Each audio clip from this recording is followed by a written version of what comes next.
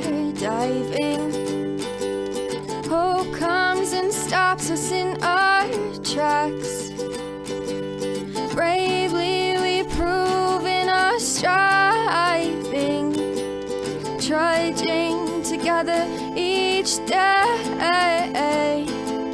Where there's a will, there's a way.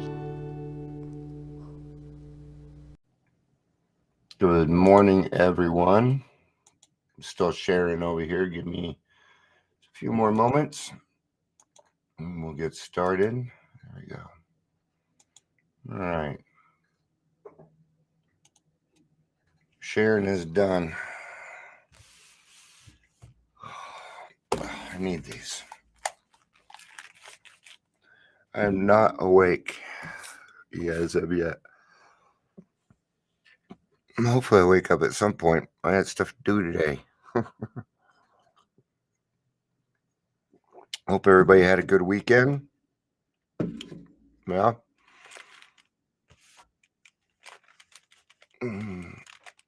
I went car shopping. My favorite thing in the world to do. We got a new car.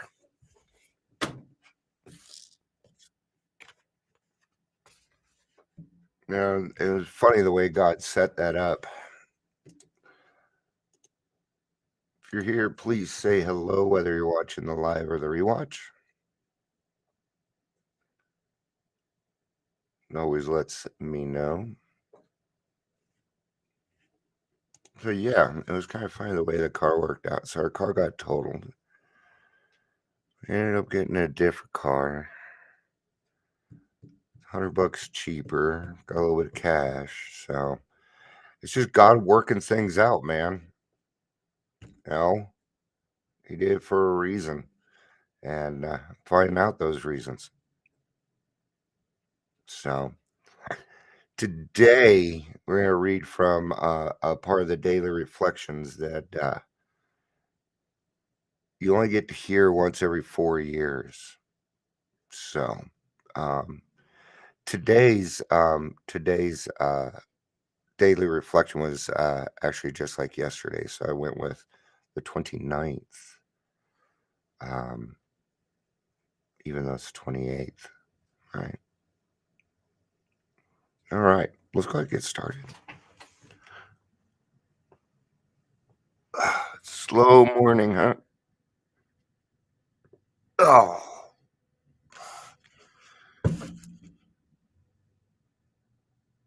So I'm just going to read straight out of the book. Alcoholics Anonymous, page 57.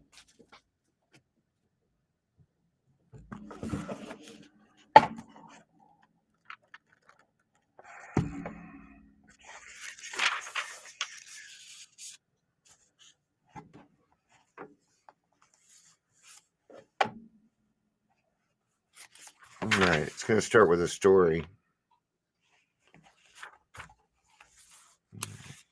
In this book, you will read the experience of a man who thought he was an atheist. His story is so interesting that some of it should be told now.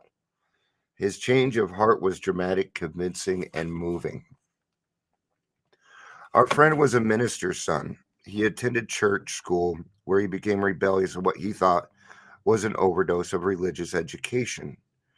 For years thereafter, he was dogged by trouble and frustration. Business failure, insanity, fatal illness, suicide, these calamities in his immediate family embittered and depressed him. Post-war disillusionment, ever more serious alcoholism, impending mental and physical collapse brought him to the point of self-destruction. Morning, Trish. Good to see you. Oh, there's 3 people on. Say hi, guys. Good morning to all of you. One night, when confined in a hospital, he was approached by an alcoholic who had known a spiritual experience. Our friend's gorge rose up as he bitterly cried out, "If there is a God, he certainly hasn't done anything for me."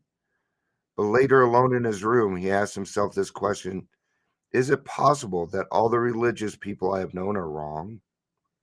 While pondering this answer, he felt as though he lived in hell. Then, like a thunderbolt, a great thought came. It crowded out all else. Who are you to say there is no God? The many recounts that he The man recounts that he tumbled out of his bed to his knees. In a few seconds, he was overwhelmed by the conviction of the presence of God. It poured over and through him with a certainty and majesty of great tide of flood, majesty of a great tide of flood. The barriers he had built through the years were swept away. He stood in the presence of an infinite power of love. He had stepped from bridge to shore for the first time. He lived in conscious companionship with his creator. Thus, our friend was Thus, our friend's cornerstone fixed in place. No later vicissitude has shaken it. His alcohol problem was taken away. That very night, years ago, it disappeared. Save for a few brief moments of temptation, the thought of drink has never returned. And at such great times, a great revulsion has risen up in him. Seemingly, he could not even drink if he would. God had restored his sanity. What is this but a miracle of healing? Yet its elements are simple. Circumstances made him willing to believe. He humbly offered himself to his Maker, then he knew. Even so, God has restored us to all our right minds. To this man, the revelation was sudden. Some of us grow into it more slowly, but he has come to all of us who have honestly sought him when we drew near to him and disclosed himself to us.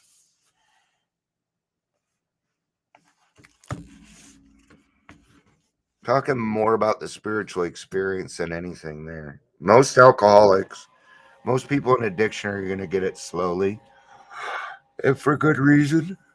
Sorry. Oh, boy, it started yawning more. I got plenty of sleep. Um, but I find that most spiritual experiences come over a period of time, and they're usually a little bit more suited for us. I don't know about you, but I don't know that I could have handled a deep and effective spiritual experience in the very beginning. It might have been overwhelming for me. I may have misunderstood it. I've always found that people with the bigger spiritual experiences are people that grew up a little bit more religion-y. They're they're they're uh, they're a little bit more attuned to it. They have more information. They've been there, right? That's what I've seen anyway.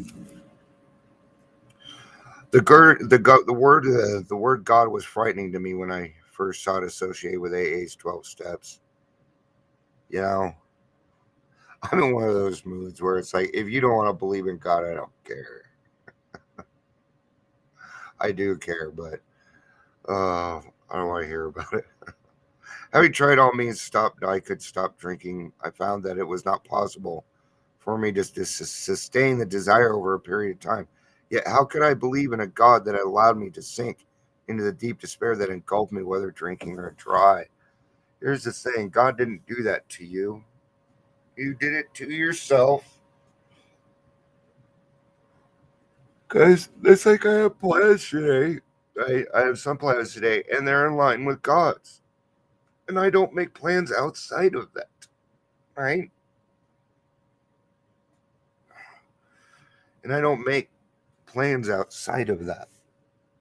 If I decided that I wanted to go drink, God ain't gonna stop me. He didn't stop me before. It's when I have that conscious contact with God that He says, I don't know. I don't think you really want that. But when I step out of the sunlight of the Spirit, nope. He will go let me do whatever the fuck I want to do. I have free will. I can do whatever the hell I want to.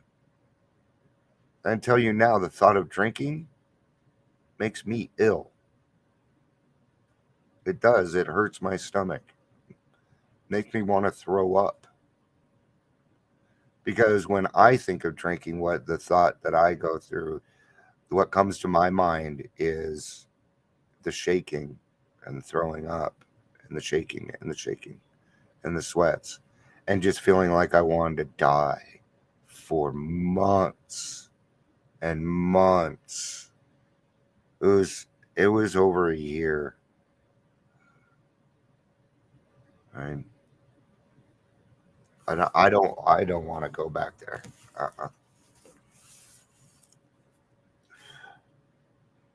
The answer was finally admitting that it might be possible for me to know the mercy of the power greater than myself who could grant me sobriety contingent on my willingness to come to believe. See, we only have to be willing. We don't even have to be anything else. God does not require that much. He really doesn't. A little bit of willingness and it'll get you through. By finally admitting that I was one among many and by following the example of my sponsor and other AA members and practicing faith I did not have, my life has been given meaning, direction, and purpose. We say stick around and wait for the miracle to happen. You're going to hear that. My shoulder's killing me today, too. So, a lot of problems today. These are problems I'd rather deal with than drinking. So, no, there's not much more coming on my mind, guys. So, yeah, we're having a good week. I have somebody coming on the podcast. I'm going to do the tour. I'm touring today. Or mental health. I'm going to go tour them and talk with their staff a little bit. I think I'm going to try and go to work there part-time, see if they'll let me come on part-time. I know they're hiring full-time. How do I know? Because I'm the one helping them hire people. Still haven't gotten many whatchamacallits, resumes for it. So we'll see. But I am looking for a couple of recovery coaches that want to work at Detox. So, problem is the requirements, and that's not a problem at all. It's not a problem for me. But yeah, you gotta have a couple of years of sobriety. You have to have done the work. If you haven't done the steps, nope. Sorry. I don't care what program it was. You have to have done the steps. Well, how will you know, Dion? Oh, I'll know. I'll know. I just gotta go look on your Facebook for a little bit, and I'll find out.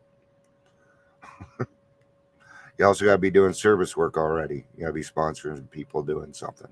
Or I just know. Why? Because it's been my experience that you need all of that in order to do this. That's why.